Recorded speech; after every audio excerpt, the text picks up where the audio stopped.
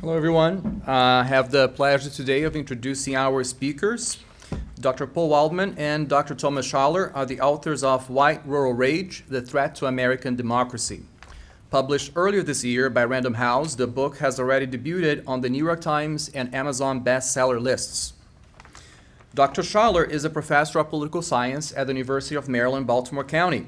Now in his 26th year at UMBC, Schaller teaches courses in American government, including the U.S. presidency, interest group behavior, campaigns and elections, and political writing. In addition to White Rural Rage, he's the author of 4 books: Common Enemies, Georgetown Basketball, Miami Football, and the Racial Revolution of College Sports. The Stronghold, How Republicans Captured Congress but Surrendered the White House. Whistling Past Dixie, How Democrats Can Win Without the South. And Devolution and Black State Legislators, Challenges and Choices in the 21st Century, this one co-authored with Tyson King Meadows. A former political columnist for the Baltimore Sun, Schaller has published commentaries in major newspapers, including the New York Times, the Washington Post, and the Los Angeles Times. He has appeared on popular TV and radio shows, such as The Colbert Report and All Things Considered. And since 2004, he has given lectures on American politics and elections in 21 countries on behalf of the U.S. State Department. But most importantly, he's a great colleague and friend of ours. Dr. Waldman is a journalist and author, formerly a columnist for the Washington Post, the American Prospect, and The Week. He is currently an MSNBC columnist, author of the Cross-Section newsletter on Substack, and co-host of the Boundary Issues podcast. In the Cross-Section, Waldman goes beyond surface-level reactions to the daily political cycle to understand what influences politics and how politics influences us. In Boundary Issues, he unravels major societal issues, from misinformation and the Israeli-Palestinian conflict to masculinity and political polarization.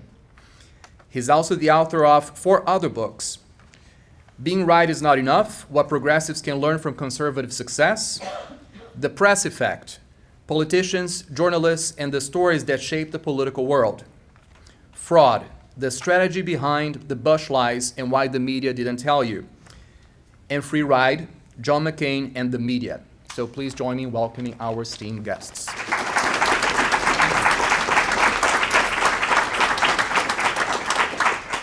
Well, thank you, Felipe, my good friend and colleague from Political Science Department, who's also associated and affiliated with CS3. I also want to thank Christine Mallinson and Amy Barnes and Eric Stokan for their support and CS3 support generally and sponsoring this event. I also want to thank my chair, Brian Grotsky, who I saw here somewhere. I think he's in the back row hiding. Hi, Brian.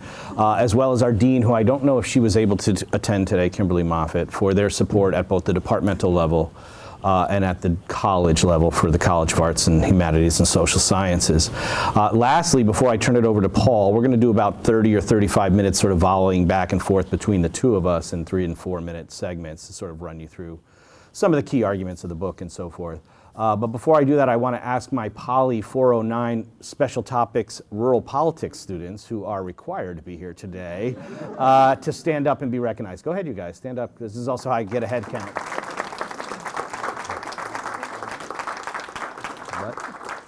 Yeah. There's a couple people missing. And they know who they are. And now I do. With that said, I'm going to turn it over to Paul. But before I do, I just want to say something about my co-author, Paul, because this is my home institution, and so this is my family here. But Paul and I have known each other for 20 years, and if he wasn't already sort of a brother to me now, before we started this, he certainly is now.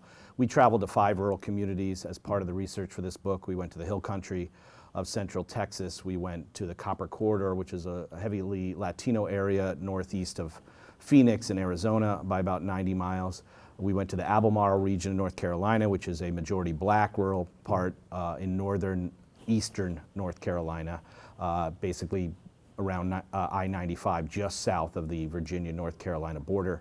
And we went to the Adirondacks, and we went to Mingo County, West Virginia. And so Paul and I traveled a lot, and we've known each other for 20 years, but you get to know somebody better when you're in airports and car rides and hotels and that sort of thing. And so I feel like our collaborative relationship has certainly grown, but I also feel like our friendship and our brotherhood has grown as a result of this, and I'm proud to call him, along with Tyson King Meadows on my first book and probably what will be my last book, my brothers from another mother. And so thank you for doing this book with me, Paul, and I'll turn it over to you. Oh, that's very kind of you, Tom. Yes, it was, we did get to know each other much, much better.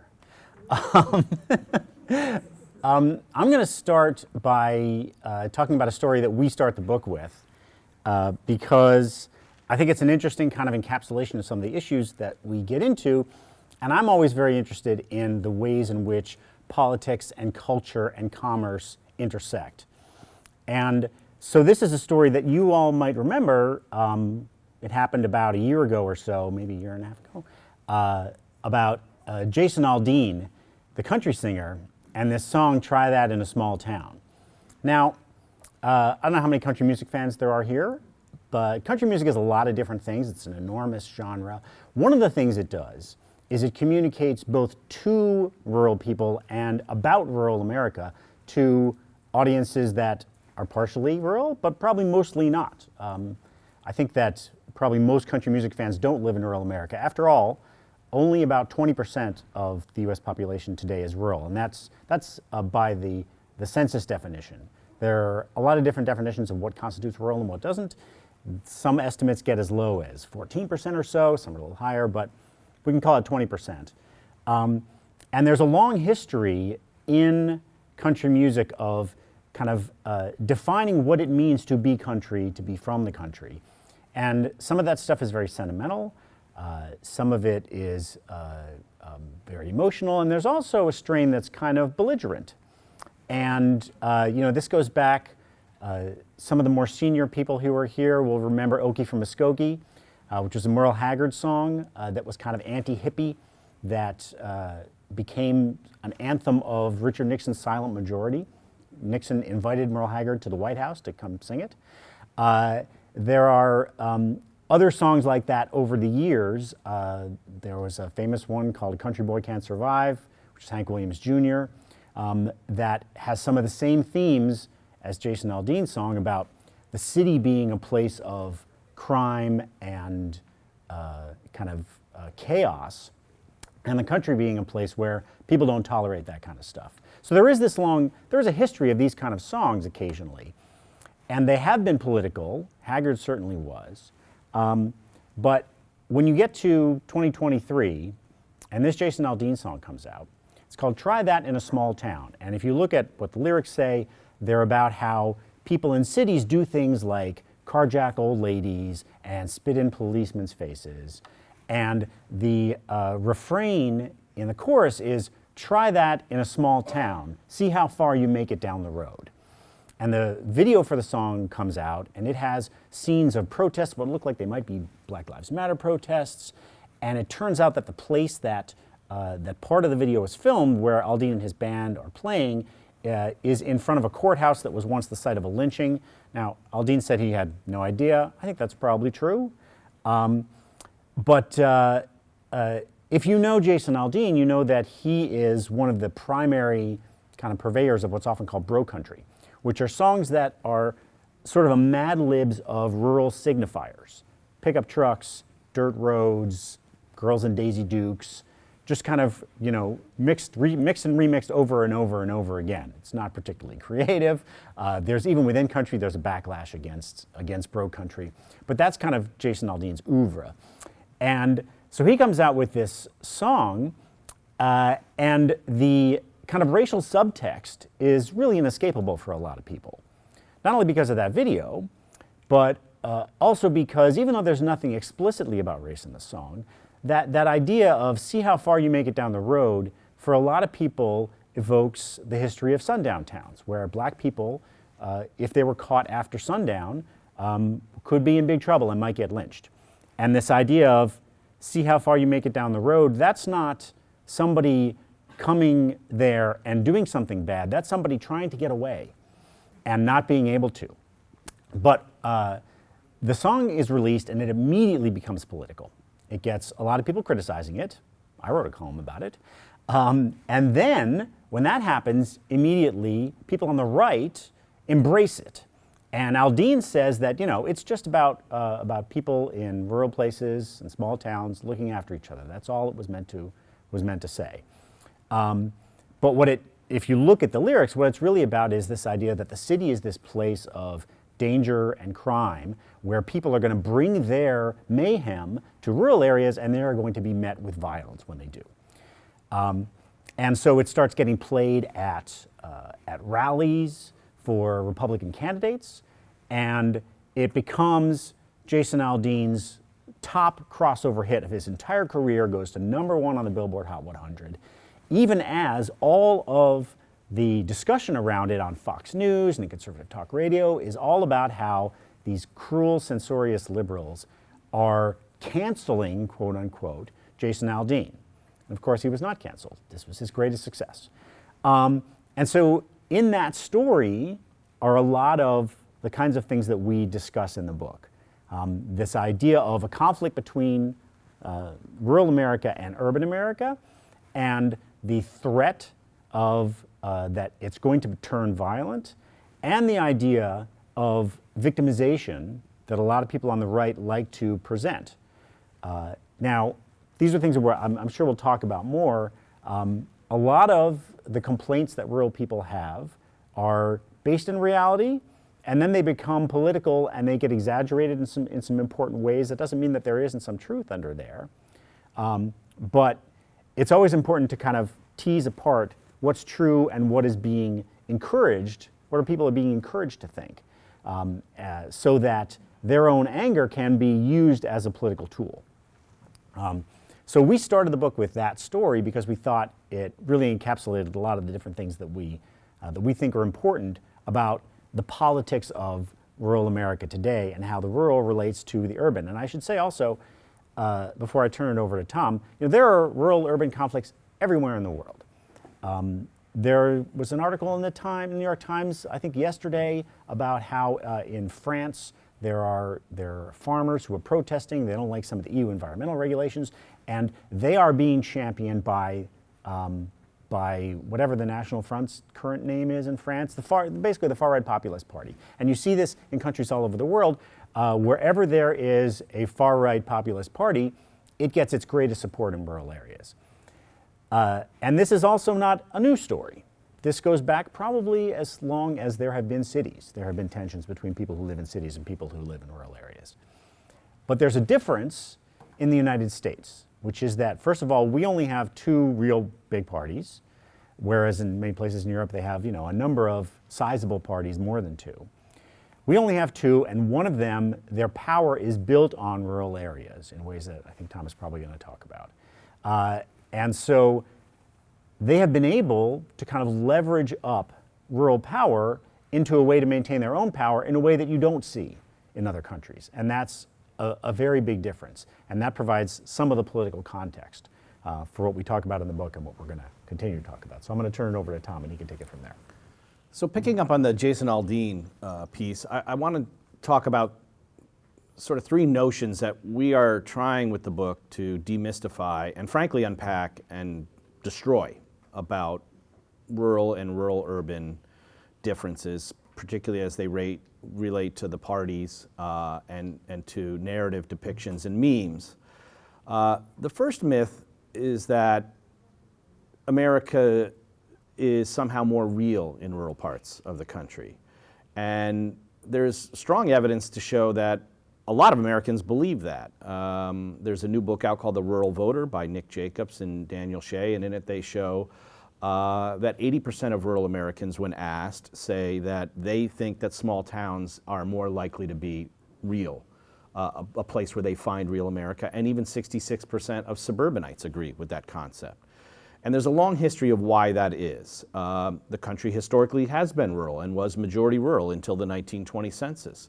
And so in some senses, the rural American experience is the original or default experience from the time we were a country at the founding of around 3 million people till now, when we're 333 million people, even though the size and share of that rural population, as Paul pointed out, is shrinking. It's about 20% overall, and of that, 5% or 1/4 is rural minorities. So we're really talking about white rural America as sort of the reflexive default real America is down to about 15%, or about 1 out of 6 or 1 out of 7 Americans. Our clever little line that I like to use in our podcast and other media appearances is I'm a big fan of 30 Rock. My ringtone, as my students know, is a 30 Rock ringtone. And I call Tina Fey my TV girlfriend. And she has this episode where she's arguing with Jack Donaghy, of course, famously played by Alec Baldwin. And she says, you got to, they're out, they actually filmed it in Long Island, but they're out going to some chuckle hut in a rural part of the community. And Donaghy is repeating this sort of, pat myth, which is that Americans are more real in small towns and rural counties. And she says, nobody's more real than anybody else. And so what we've been saying is essentially, this notion that a 70-year-old white male grandfather, heterosexual, who's a Vietnam veteran and an evangelical Christian, who grew up and lived most of his life working in an agricultural section of Northwest Missouri or Southeast Ohio or Southwest Iowa, is no more real than a 22-year-old lesbian Afro-Latina woman in Brooklyn who's finishing her art history master's degree while Ubering at night and waiting tables on the weekend. They're not any less real, either of them, than the other, but they're not more real, and that we need to dispatch with this idea that some people are more real based on race and place. Then there are two, they're not really myths, you could call them hypocrisies or dualities, that we also try to sort of militate against in the book. And both relate to sort of partisanship and ideology of urban and rural America. The first, and it's so prevalent that I tell people to actually do this experiment and be polite and do it after the lecture. Google the following 2 3-word strings: rural America Democrats, and then urban America Republicans. You will get fundamentally different results, I can guarantee you, because I've done it. When you do the first, you'll get a series of stories, about 5 out of 6 pieces, and the top-rated pieces, about how the Democrats suck in rural America, how about the Democrats have blown it in rural America, how about the Democrats need to do more in rural America, how they have to reach out and listen and not condescend and truly understand, cogitate, spend a few weeks or months developing and thinking about rural problems, and then come back in a few months with a 12 or 20-point plan to fix what ails the voters who, based at least on a geodemographic cohort based on race and place, are least likely to vote for them.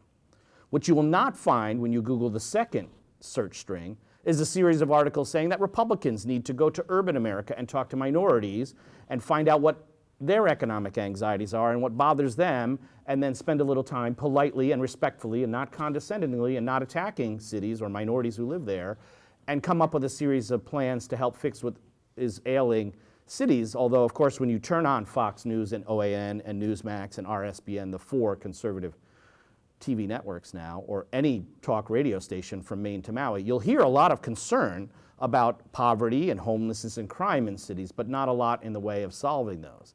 They talk about those issues to exploit those issues, much like they talk about the border but don't want to solve that issue. You'll see fundamentally different results in the Google searches, trust me. And so we have a duality here where the Democratic Party, which despite its many failings and loss of massive territory in rural America, certainly since the end of the Clinton era and starting with the Obama era, the Democratic Party, which has won the popular vote in 7 of the last 8 presidential elections, and the 2 that they lost in the Electoral College largely due to the overinflation of rural voters, which I'll talk about in a minute here in my next segment. The Democratic Party, which has won 7 of the last 8 popular votes, has to reach out to its least likely voters and find a way to bring them back into the fold, even though they barely represent most of the counties and states that are overwhelmingly white and rural. But the Republican Party, which has not won those 7 of 8, has in fact lost the popular vote 7 of the last 8 presidential elections going back to 1992, is not expected to do that. In fact, is encouraged and often rewarded for attacking cities on an almost daily basis, as J.D. Vance and Donald Trump in their crime den talk and their zombie apocalypse talk does all the time, is open hostility with impunity. The second duality, or I would call it hypocrisy, is related to the first, and that's this. Why is it when you turn on Fox News or talk radio and you hear about the crime in Nancy Pelosi's San Francisco or Skid Row in LA, Democrats who represent, 90 mayors, or 95 of the 100 largest cities are represented by Democrats, or I think a couple flipped, it's like more than 95. The vast majority of the largest cities are represented by Democrats on the city councils, their county councils, their state representatives and governors. They vote Democratic, and their mayors are Democratic. And you'll hear the Democrats, white liberals, and minorities need to fix the problems of the cities. Fair enough. That's what our small r Republican form representative democracy does. They should be held to account. They represent those communities. I agree. So then why is it that if you live in a rural county of fewer than 20,000 people, that's 85% or more white, and there are literally hundreds of the nearly 3,100 counties, hundreds of counties that fit that description, and you are represented from school board and superintendent of sewage systems and sheriff at the local level to the county executive and the county legislature, your state assemblyman, your state senator, your U.S. congressman, your 2 U.S. senators, and when Trump and Pence were in the White House, your president and vice president. Literally, your entire chain of command is not just Republicans, but conservative Republicans and often conservative white male Republicans, top to bottom. There is no call for them to be responsible for the problems, the very serious problems, which we'll talk about a little bit, that currently plague white rural communities. There is a complete disconnect. In fact, oftentimes the problems that happen in rural America are blamed on Democrats and liberals in faraway cities who don't represent those communities. So part of the book is about sort of deconstructing and frankly militating against these pervasive sort of double standards and myths. Paul? All right, well, I'm going to talk a little bit about Donald Trump. As Tom said, Democrats are always asked to show respect to people in rural America. And when it comes to individual candidates, there is a kind of a formula that they are instructed to use. And this applies somewhat to Republicans too. We're told that, since we all know that rural people are authentic and honest and insightful, that what you have to do if you're a candidate who wants to get their votes is you have to come, you have to be respectful, you have to listen, you have to signal to them that you understand the details of their lives. And we've all seen these kind of awkward pandering things that Democratic candidates and Republican candidates do too. For instance, before the Iowa caucuses, where they'll go and they'll milk a cow or put on a Carhartt jacket and go down to the down to the state fair and eat some kind of food on a stick and show people that they really connect with them on that kind of personal level. Well, Donald Trump didn't do any of that. He never took off the suit. He didn't milk a cow. He didn't try to convince people that he really understood the details of their lives. And it turned out that he proved that that wasn't really what they were looking for. Trump got 62% of the white rural vote in 2016, according to the Pew Research Center's validated voter study, which I think is probably the most accurate assessment, much more so than exit polls, of how people actually voted. 62% in 2016.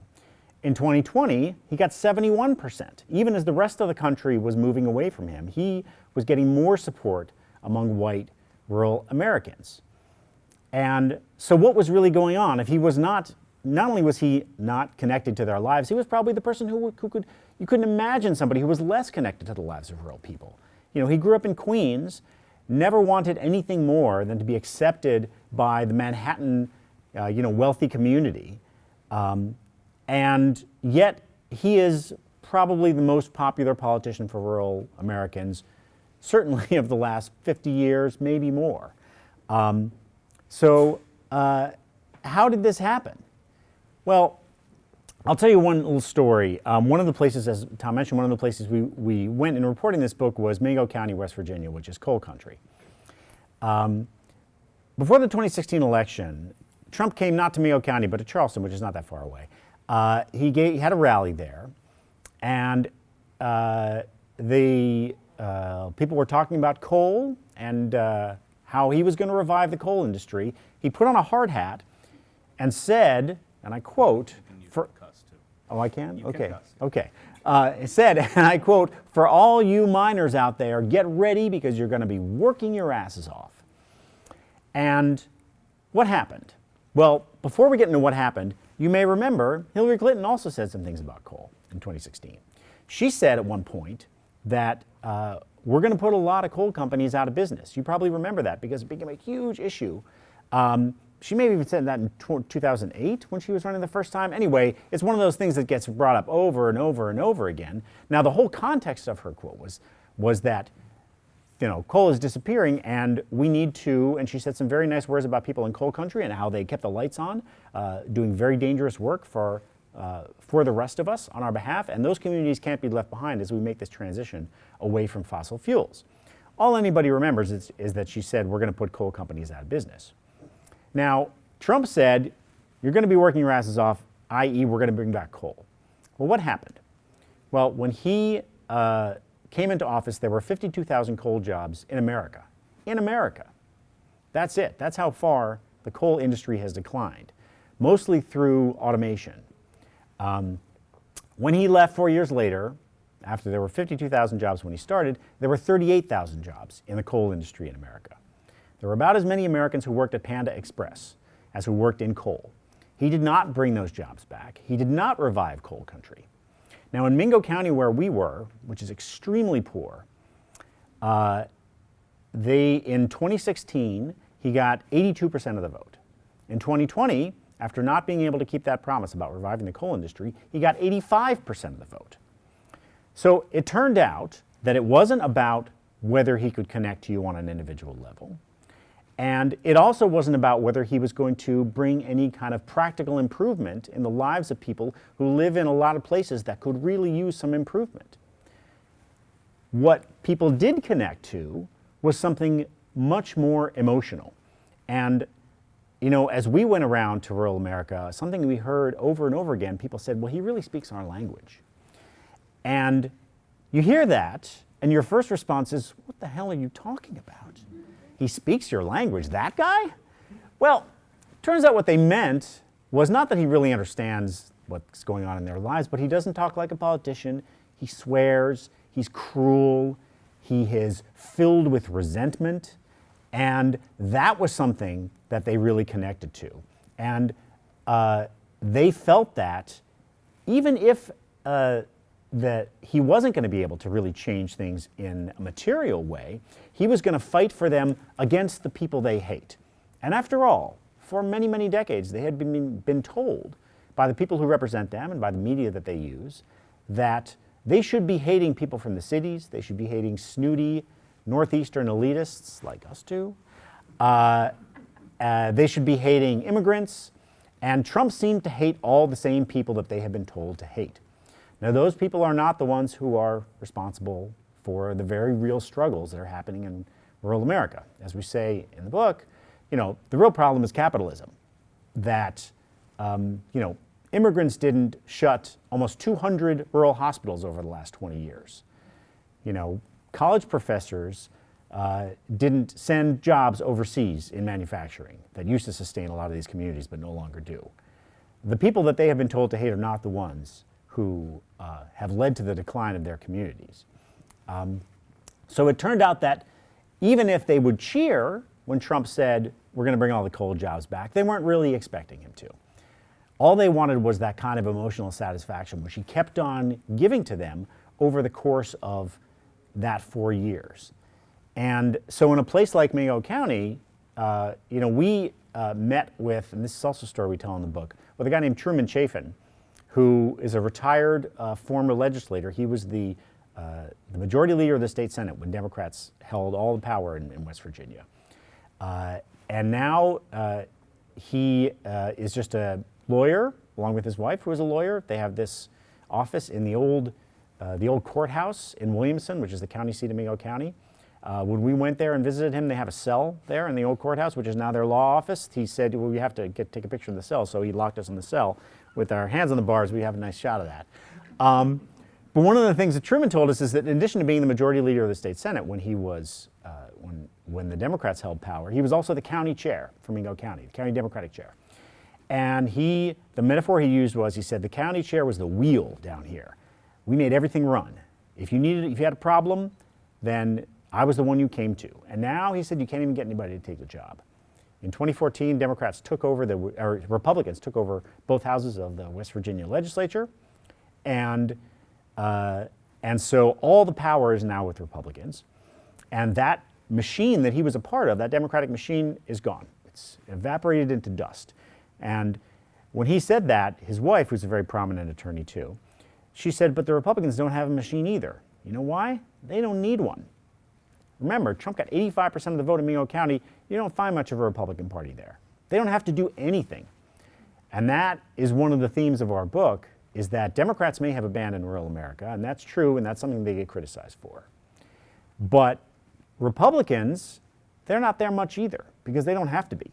And not only do they not have to be in a kind of a practical way before Election Day in terms of like mobilizing voters and getting people to the polls, but they're also not there when it comes to actually solving people's problems. Because there really isn't much accountability, and that has led to a kind of political hollowness in so much of rural America that is a real genuine problem. And Trump got 72% of their votes of white rural people last time. I wouldn't be surprised if he got 75% this time. Nothing about that has changed. Their affection for him hasn't changed. If anything, it's only grown. So anyway, I'm going to turn it back to Tom, and he's going to talk about some other things that we talk about. So you might say, well, Tom, you just said rural white Americans are only 15% of the country and a shrinking share of both rural America and the nation overall, and that's certainly true. It's not 1920 where a majority of the country lived in rural America, so why are we even worried here? And in Chapter 3, we explain why. Because rural votes are inflated. They're outsized because of our structural system built in the Senate and the Electoral College to reward, initially, southern slave states. My colleague and friend William Blake in the department has written about the history of the Electoral College and its racist and slave state origins. And I have my students in Poly 100, I see a couple of them here, read a piece by a law professor named Wilfred Codrington, makes a similar argument. Slavery is long since gone, but the representational inequities that were created by the founders still exist. And if you doubt me, of course, you can ask either President Al Gore or President Hillary Clinton, right? The two candidates who recently won the popular vote, but failed to win the Electoral College, in part because, as those who know how the Electoral College works, every state gets representation equal to its House delegation, which is slightly skewed towards smaller states. California has 68 people for every person in Wyoming, but there are only 52 seats toward Wyoming's one seat. And then when you add the two Senate electors to every delegation, Wyoming has 3 electoral votes, and California goes from 52 to 54, and the ratio of 54 to 3 is 18 to 1. So there's 68 times the number of people, but only 18 times the voting power. And given the fact that Republicans do better in smaller, whiter, and more rural states, they benefit from that Electoral College inflation. And in fact, I may be misremembering the numbers, in the 18 smallest states, Trump got 98 of the 108 electoral votes. There are some small blue states, liberal states like Delaware and Hawaii and New Hampshire, but the vast majority of the small states vote Republican, and that creates a built-in advantage in such the case that, as I explained before, the Democrats have won the popular vote 7 of the most 8 recent elections, but have only captured the White House in 5 of those 7 results. On the Senate, it's even more perverse, of course. California, and I've had reporters doubt me on the phone call and then call me back or email me back to apologize. California, with 39 million people, is so large, right, that if you take LA County, the largest county in the country, of about 10 million people out, it would be the 11th largest state by itself, which means LA County has more population than the 40 smallest states, not combined. The 40 smallest states are smaller than LA County. Meanwhile, to consider the converse, at the 2020 census, Wyoming, with its 584,000 people, is smaller than 120 different counties in the United States, including 4 right here in Maryland. These population inequities are actually getting wider. By 2040, by census estimates, 30% of the country will live in the 15 smallest states, and therefore will have 30 senators and 30% of the 100-member Senate. The remaining 30% of the country will live in the other 35 states and have 70 votes in the Senate. So 30% of the country will have 70% of the representation, and 70% of the country by 2040 will have 30% of the representation in the Senate. Now again, there are small states that get 2 senators like Delaware and Hawaii as well. But again, on balance, the smaller states tend to be whiter and they tend to be rural. And by some estimates, white rural voters are overrepresented in the Senate by about 37% net. And so rural white voters are a minority, and a very small minority of the country. But they are an inflated minority when it comes to every other November in elections for Congress and elections for the White House. The irony here is there is a nonstop complaint about how rural whites are dispossessed and politically neutered and ignored and so forth. And as we quote in the book, Wisconsin, a state that until recently was, and the Democrats flipped a majority in the state Supreme Court, was so perversely gerrymandered on the state level that in the 2018 election, Democrats got 54% of the votes cast for state house seats statewide. Republicans got 46%, and yet the Republicans enjoyed a 64% majority of the seats in the state house, yielded from 46% support. In 2018, after 3 terms, Scott Walker was finally defeated by about 3 points by Tony Evers, the Democratic governor and still governor of Wisconsin. You can't gerrymander the state, right, for governor's races and Senate races, which is why Wisconsin, the closest state over the last 6 presidential elections in net margin. Democrats have carried it 5 of the 6 times, but if you look at the net margin, it is the purplest and most swing state. Nevertheless, had those 64% majorities in the House and the Senate. Finally, the Democrats beat Scott Walker with Tony Evers, 3%.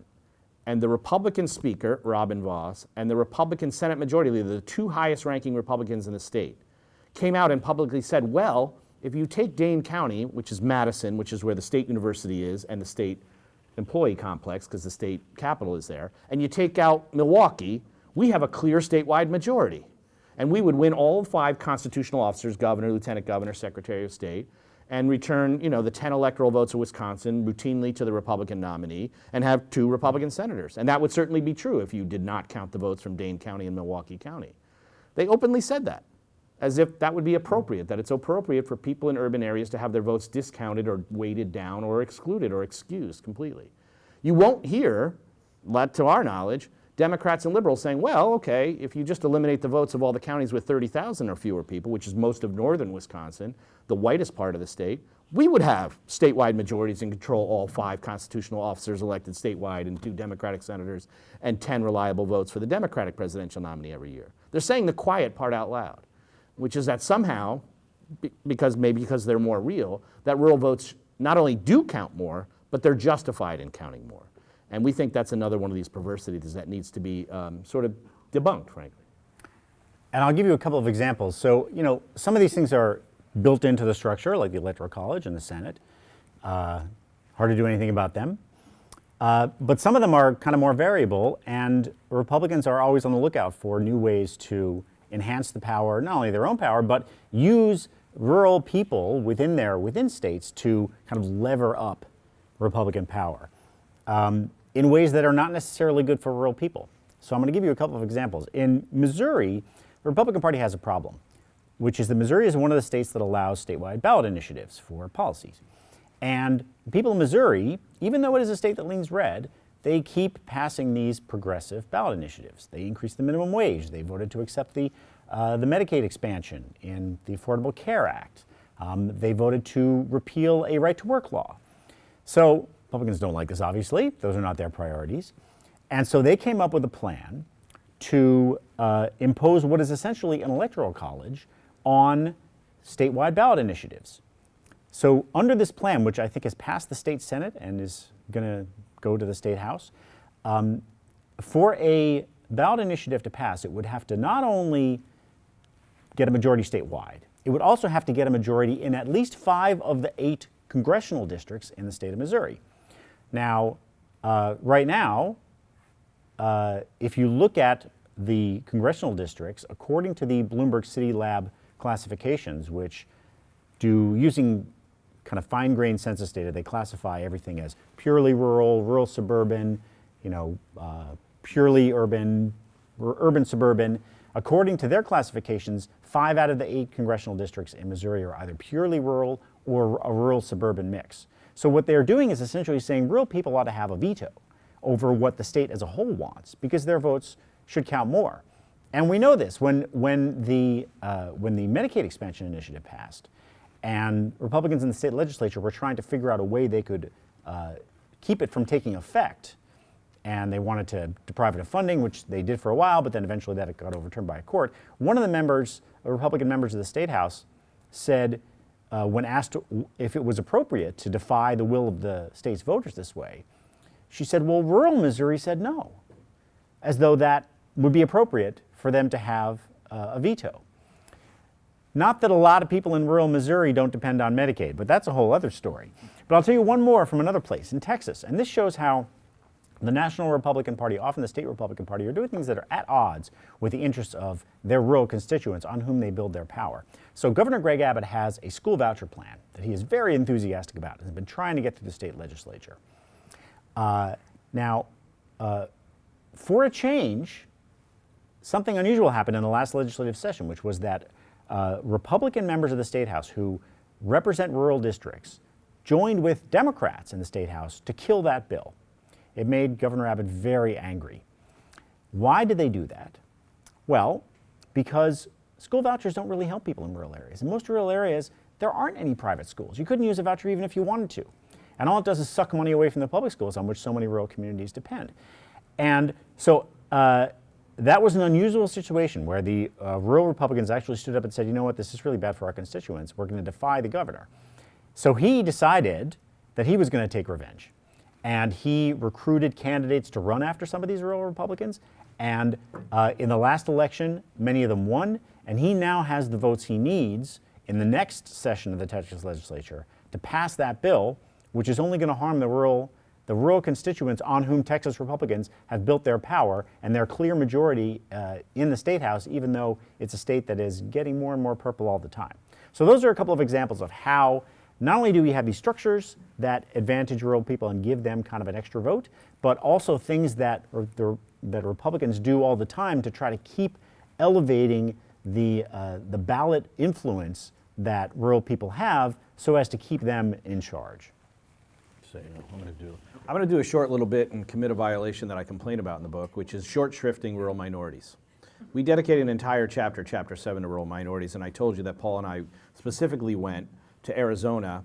We made it up a little bit into Apache County and talked to some Native Americans there. We didn't have a lot of time there, but we spent a significant amount of time in the Copper Corridor, which has 4 Latino mayors and has a significant Latino population that moved there generations ago to work in the copper mines. And then we spent significant time in the 7 counties of the so-called Albemarle region, Bertie, Halifax, Northampton, and so forth, in northern, eastern North Carolina on both sides of 95, just south of the Virginia-North Carolina border. And the reason we did that was twofold. One was a sincere reason, one was frankly a strategic reason. The sincere reason that we did it is because they're 24% of rural America, and probably every time I didn't say rural and white tonight, and I just said rural America, your default was to think of white people. And you're not wrong to do that. There's 76% of rural America, but that 76% is declining, and probably already by now, and certainly by the next census in 2030, rural minorities, black and brown people, largely Latinos and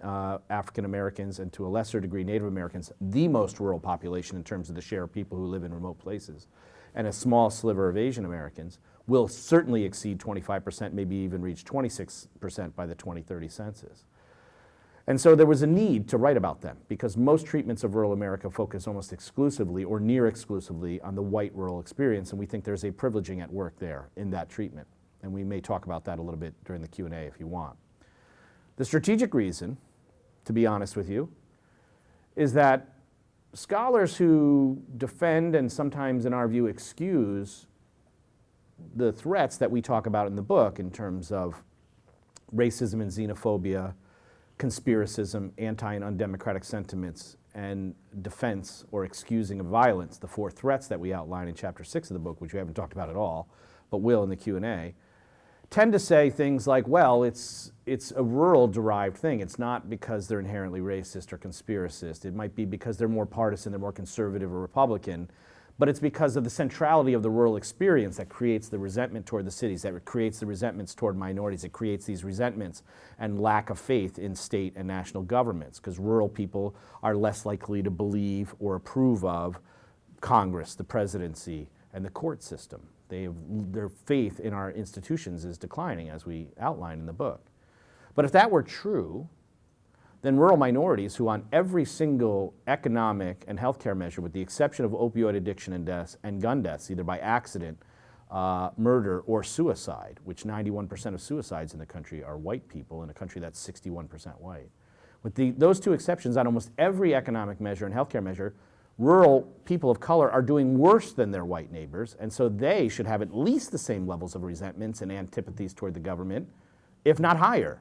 And yet they don't, and their democratic commitments, though perhaps weakening some, are not weakening to the degree that they are among their rural white neighbors. And so we spend an entire chapter 7 about that.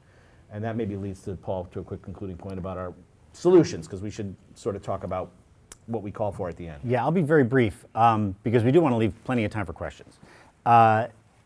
So at the end of the book, you know, I think what was sort of expected was that you'd have like a 10-point plan for, you know, economic revival in rural America. And we decided that we didn't want to do that because that's not our area of expertise. We're not economists. There are lots of those 10-point plans around if you want to find them online. But because of the kind of hollowing out, the political hollowing out that we talked about, we wanted to focus on what rural politics ought to look like, in our view. And so what we argue is that you need to create a new kind of rural movement. You know, every part of each party's coalition has a list of demands that they make to a party. And when a Democrat gets elected president, you know, every part of the Democratic coalition, it's African Americans and labor unions and environmentalists, all the parts of that coalition basically get a seat at the table to say, we helped get you elected, this is what we want, and if you don't do it, or at least try, then we may not be there for you 4 years from now. It's the same thing on the Republican side with business interests and gun rights movement and evangelicals. They all have demands, and they're all at the table when you know, policies are being made. But rural Americans are one of the key foundations of the Republican Party's power, and they're not even at the table because they don't have a list of demands. And so what we argue is that you need a rural movement, and it can be a cross-ideological movement. It should be a multiracial movement because they have the same white rural people and rural people of color have the same interests in a lot of cases, that they need to create a movement that incorporates all of them and says to both Democrats and Republicans, here are the things you need to do for us, because our communities are suffering. We have a lack of access to health care. We have a lack of economic opportunity that sends all our kids moving to the city if they want to you know, have a thriving career. And so here are the things that we want from you, and if you don't satisfy us, you know, we may turn against you. And when it comes to the issues that Democrats often have a hard time with rural Americans, whether it's abortion and things like that, okay, a lot of white rural people are going to say, I don't want to vote for Democrats because of that. That's fine. At the very least, you want to get yourself some better Republicans who are actually going to do something about what's going on in your community and the problems that you face. So maybe that would be a good place for us to open it up for questions, and hopefully people have some. Thank you so much. I think Felipe is going to run it. Yeah. First, thank you.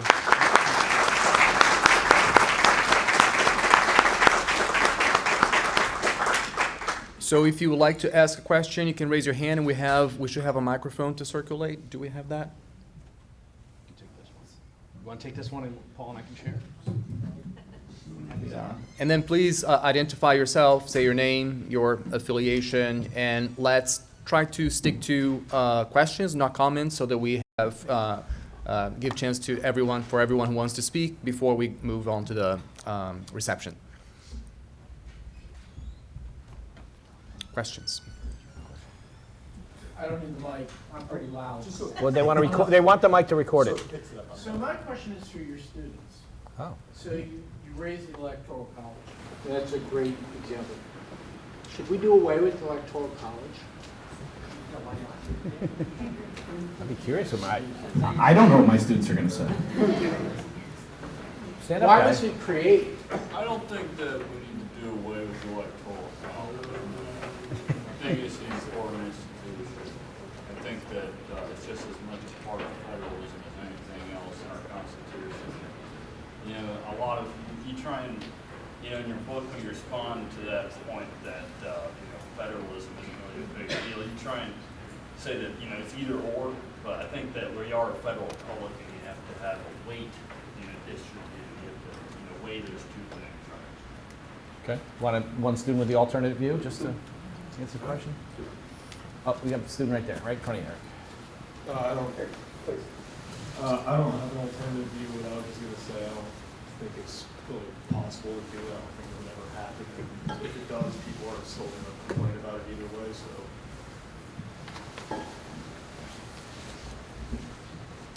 Okay, questions? I have very smart students. I do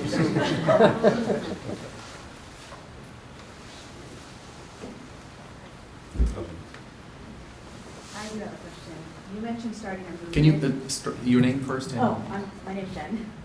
You mentioned starting a movement, but you also start the discussion talking about how the real reason they voted in Trump was because he was crass, he was whatever, they thought he spoke their language.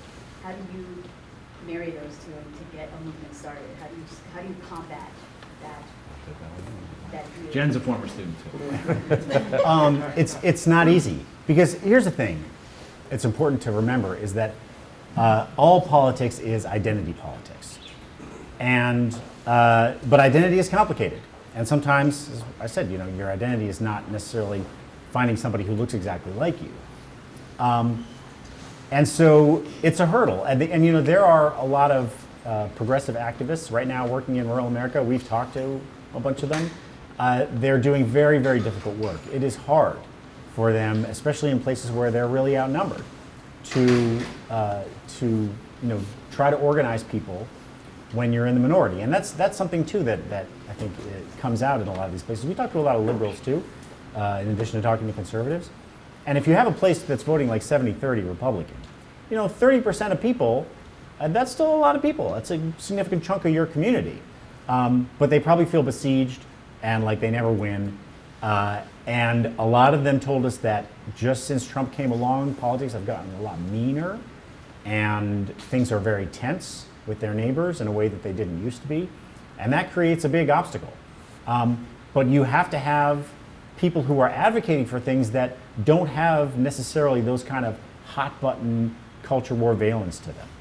And that, I think, is a way in that will hopefully begin to can chip away at those things. Because after all, it's very much in Republicans' interest, since they're the ones who are winning there now, to put up those walls of identity, to say that, like, you know, Democrats, you can never even consider voting for them because they're so unlike you. Not only are they unlike you, but they are trying to destroy you and your family and everything you believe in. And if they come along and say, you know, hey, you know, what about bringing some broadband into this area that doesn't have it and could really use that for economic development, that don't even listen to that because they are the enemy. And you have to get past that. It's really, really hard. You know, it's easy for us to say, like, hey, build a movement. But there's nothing harder than building a movement. It takes decades. But at least somebody has to start trying, because otherwise nothing will change. Let me just add something that we left out of the book, and it just occurred to me today, and I meant to tell Paul as we drove up to campus today. You know, a lot of people say, well, Obama did pretty well in rural America, which he did in 2008 when all of the, you know, variables were tilting toward, I could have been the Democratic nominee in 2008 and won. I mean, after the financial collapse and Bush and the war and all that stuff. But what people forget, and I forgot, and we should have put this in the book. I just realized this today, and I meant to tell you on the drive up. There was this map on the cover of the New York Times after Obama's election. Obama won by about 7 points. 4 years earlier, Kerry lost by about 2.5 points. So it's about a 9 or 10 point swing. A 9 or 10 point net swing toward the Democratic Party. And in almost every county, the counties were bluer than they were. They might have only won it by 35% instead of 30%, the Democratic share. They didn't win the county, but their vote share improved. But there was this little archipelago of counties that actually voted less for Obama than they did for Kerry, even though there was a 10% national shift toward the Democrats between 2004 and 2008. And where was it? It was the Appalachian Spine. It was the whitest, ruralist counties in America. We should have put that in the book, and it occurred to me today when I was reading something else. So to answer your question, building that coalition is going to be very hard, because although the white people in urban areas and suburban areas vote more Republican than their minority neighbors, the gap, racial gap in voting in cities and in suburbs is far, far smaller than the racial gap in voting is between these Trump counties, where Trump is getting 80, 85, 90+% of the vote and carrying every county in states like West Virginia, every single county in West Virginia and Oklahoma in both elections. And minorities in rural areas are voting 60, 70, or 80% for the Democratic Party. The gap is really huge there. And so you're right, it's easy to call for a pan-ideological, pan-racial rural coalition that agrees on a set of principles and demands and calls both parties to the mat and holds them to heel. But it's easy to call for that in a book. You're right. Maybe it's lazy of us to do that. It's much harder to build that coalition. Although we've been talking to a lot of rural progressive organizations, and they're talking about what they're seeing out there, and they do see some hope for that over the long term, but maybe not in the short Trump era term. So, Roy Myers, honored to be a former colleague of Tom. So, I wanted to ask a question that's related to this being a CS3 and Social Science Forum event, and particularly about how your approach fits within political science. Sure. You didn't mention in your talk that you draw pretty heavily upon a fair amount of empirical political science that gives a lot of support for your points. But I remember when the book came out, we exchanged some text messages about some of the ugly critiques you got from people who seemed to make the argument that there's no such thing as political socialization, regarding where people grew up in life. And my comment to you was, to some extent, you've returned to the political science of the 50s and 60s, the converse and others, or group identity and political socialization means a great deal. Since then, though, there has been a very heavy emphasis within political science of understanding voters as rational actors. And I wanted to ask you what you think about how your approach compares to that, and then for Paul, to what extent as a journalist have you learned to draw upon that brand of political science that really assumes that people are rational and fully informed and so on? Well, I'll take the first question and leave the second to Paul, obviously. We started the book, and, I wrote Whistling Past Dixie in response a little bit to Tom Frank's book, What's the Matter with Kansas? And Tom lives in Montgomery County, and I still stay in touch with him a little bit. And Paul and I were talking about the sort of most obvious discussion, given the material decline of rural white communities, or rural communities generally, that there's this voting against your interests, right? You're voting for, Donald Trump and getting massive tax cuts, but 208 failed weeks to deliver an infrastructure plan for rural America, right? You're voting for repeal and replace, even though Obamacare in the states that accepted the Medicaid expansion reduced the rural uninsured rate within 9 years from 24% in rural communities to 16%, an 8% net decline in the 1 out of 12 rural Americans went from uninsured to insured, and a 1/3 reduction, 24 down to 16%, in the uninsured share in just 9 years. And yet you're voting for people to repeal and replace that very program. So it was easy to start and say, you know what, rural white Americans are getting caught around the axle of culture war issues, God, guns, and gays, as Obama famously or infamously said. And so they're voting in a Tom Frank way in the What's the Matter with Kansas book against their interests. But by the end of the book, and what we've been saying in podcasts and radio and television interviews is, I don't think that's right. What rural white Americans, and maybe rural Americans of all colors and stripes, concluded, and maybe with cause, is that neither party can deliver material for them anymore. Democrats in Congress and Republicans in Congress could vote in both chambers unanimously to end globalization, but that vote would be meaningless. They could vote to end the technological changes that Paul referred to earlier, like center pivot aggregation watering systems that have eliminated the number of farmers needed, right, as massive agribusiness has taken over and eliminated the small family farm. They could vote against the mountaintop removal system, where they blow the top off of coal mines instead of digging a hole and sending guys with their lunch pails between their knees on canvas conveyors to go down and pick out coal with axes and shovels 1 pound at a time. Now they can remove it a ton at a time with giant cranes after they blow up the top of the mountain. You could vote against that in Congress and in the state legislature in Charleston, and it wouldn't matter. And so once you concluded, and again, we think perhaps with cause, that neither party can provide deliverance economically to you, that the country is moving toward a more suburban and urban model, and that the new industries of the 21st century, healthcare and education, aren't situated in rural America, and the vast majority of farming can be done by a fraction of 1% of the country's workers, which is true. And everything else can be imported, right?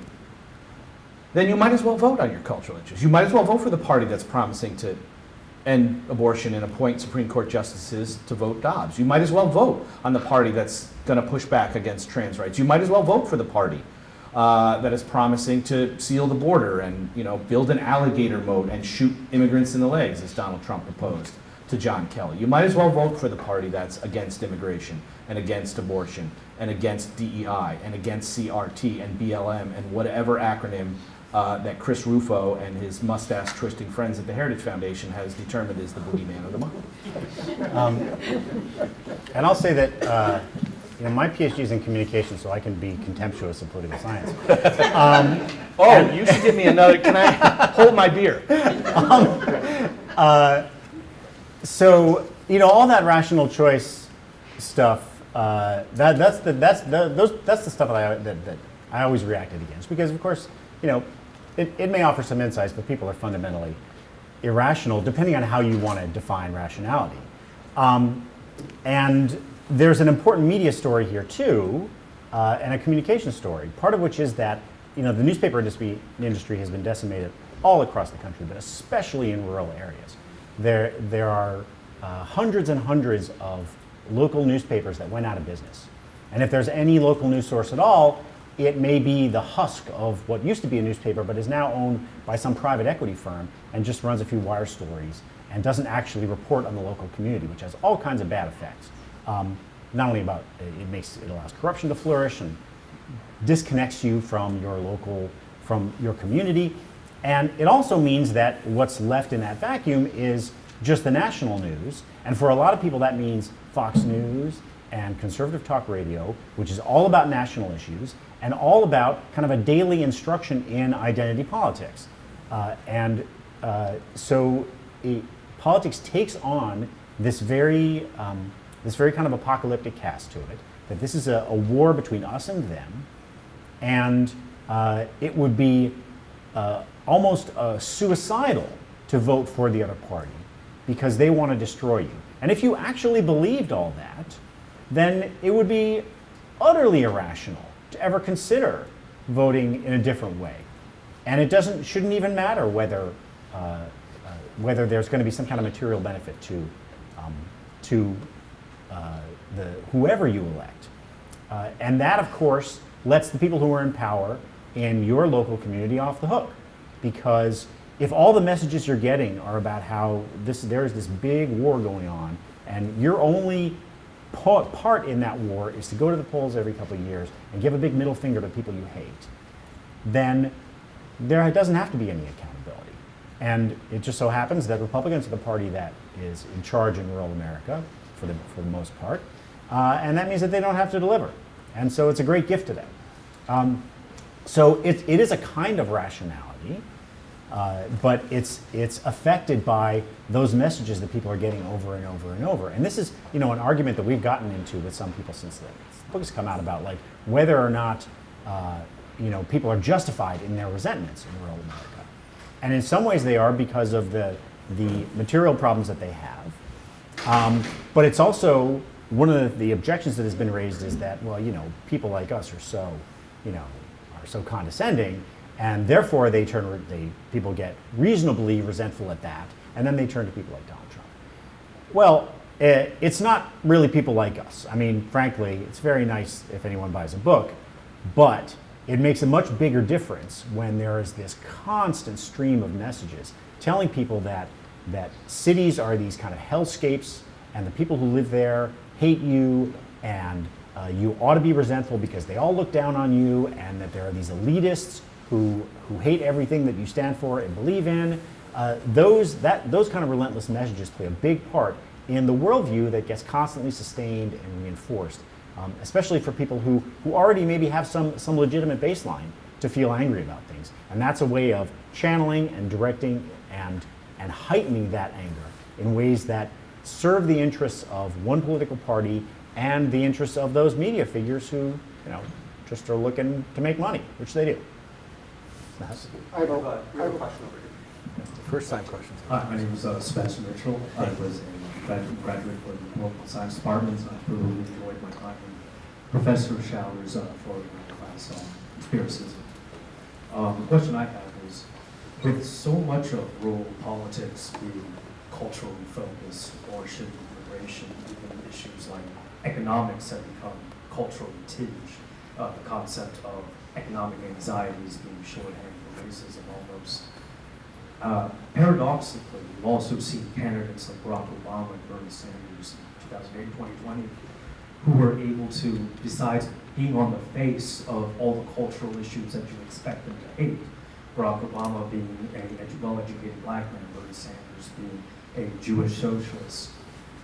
Is there a way for Democrats or politicians in general to advocate a more economically focused message? And how could they do that when economics are even so culturally tinged, especially after 2020? Well, I taught Sebastian Weld, not that he had to go very far. Supervised his piece for the UMBC Review, and was a fantastic former student. Thank you for coming, Sebastian. My colleague Alan Abramowitz, who I think is one of the best chroniclers of the rising polarization of the country, he's down at Emory University, has written at length about polarization and its origins and its implications. One of the things that's fascinating is that during the partisan sorting of the late 80s and early 90s, as Northern Democrats, the Silvio Contis and so forth of the world, who are moderate Republicans from the Northeast and even the Pacific and upper Midwest, began to get defeated or replaced by more conservative Republicans, or even replaced by Democrats as that part of the country became more blue. And as old conservative Democrats in the Bill Clinton wing of the party and the Democratic leadership Bill Clinton, Al Gore wing of the party got rooted out and replaced by Republicans, something else happened ideologically. 30 or 40 years ago, you couldn't predict somebody's position on tax cuts based on their position on abortion. They moved more, to use a political science term, since my political science credentials have been challenged here. They moved orthogonally to each other. They were not related in any way. They were on two separate axes. But now you can. Now you hear rhetoric about how Jesus would be for tax cuts, which seems patently absurd if you read any of Jesus' stump speech known as the Beatitudes or the Sermon on the Mount. That was Jesus' stump speech, and there's nothing about the rich and the powerful and tax cuts in there, as I have to remind some members of my family sometimes. That said, Sebastian's question, with all due respect, is kind of a moot question, right? Because unless you can decouple this idea, as Paul alluded to, that the people who are on the other side, and we know all about mega partisan identities from Liliana Mason and my colleague who's right down the road at University of Maryland College Park. We know about negative partisanship and the fact that Biden is at -14 and could still win because of the negative partisanship and the anti-Trump attitudes, and that people increasingly are voting against things rather than for things. And this alignment between social and cultural issues and economic issues into a single dimension instead of two perpendicular or orthogonal dimensions, it's hard to decouple those things. And so my answer to you is I don't know, which, as my father always told me, is the smart man's answer. I don't know the answer to that question because I don't know what would decouple what has been, I don't want to say permanently coupled, but has been heavily fused over the last 20 years as this ideological and partisan sorting has occurred right in front of our eyes. We have time for one more question. Yeah. Erica, you were seeing better from there. Yeah. Marla, on the line again. There is that. So, if you're weaponizing hate and you get everybody to align with that, regardless of your political assumptions or what you want to actually vote for, great, give you everything you want. No hospitals, no education, childbirth renders you effectively, your mortality rate lowers, etc. Do we just wait so that their constituents burn themselves out by buying into everything? Or is there something, because it seems to me, and this has been my consistent question, is what if we give you everything you want? What if we said, sure, no more abortion, no more jobs for women, no more, any of the things you want on your docket are yours to have. What happens then? Well, I'd like to hear Paul's answer to this question. We've never had this question, have we? I think that the answer for Democrats, which I think is implicit in the question, is that they have to kind of recouple some of these things to repoliticize them. I mean, look what happened with abortion, right? So the Supreme Court, which I think most people understand to be a conservative institution, like there are not many Americans who could name you more than 2 or 3 justices, or maybe even not that many. But the Dobbs decision came down. It was huge news. It was a single event. Everybody understood what happened, right? That this Republican Supreme Court gave the Republican Party a policy win that it had sought for a long time. And then that had a dramatic and almost instantaneous effect on tens of millions of people's lives. And I think everybody got it. Democrats have won every election since Dobbs, basically. every special election, you know, like it over and over again. This has been a huge issue everywhere. And there are states like Kansas, a deeply red state, that have passed, or I guess in that case they voted down an initiative to Constitutionalize. yeah, constitutionalize it. So you see, even among many conservative areas, people are like, oh wait, it turns out I don't like this. And it was understood as something that happened because of politics, and something that is deeply political in that it's going to be an issue in campaigns, and you've got two different candidates who are saying two different things about abortion, and all of a sudden those kind of firm ideological lines begin to weaken a little bit. Now, could you do that about, say, the closing of rural hospitals? It's not easy, but it can be done. I mean, we reported from North Carolina. We were there as the legislature was almost about to vote to accept the ACA Medicaid expansion after arguing about it for 10 years. And we talked to people in rural areas who were absolutely desperate.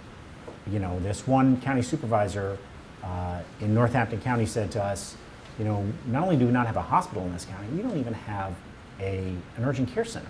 Like if you break your ankle, you're going to have to get in your car and drive half an hour to get to a hospital, let alone if you're having a heart attack. And it's and healthcare access is a huge issue all around rural America.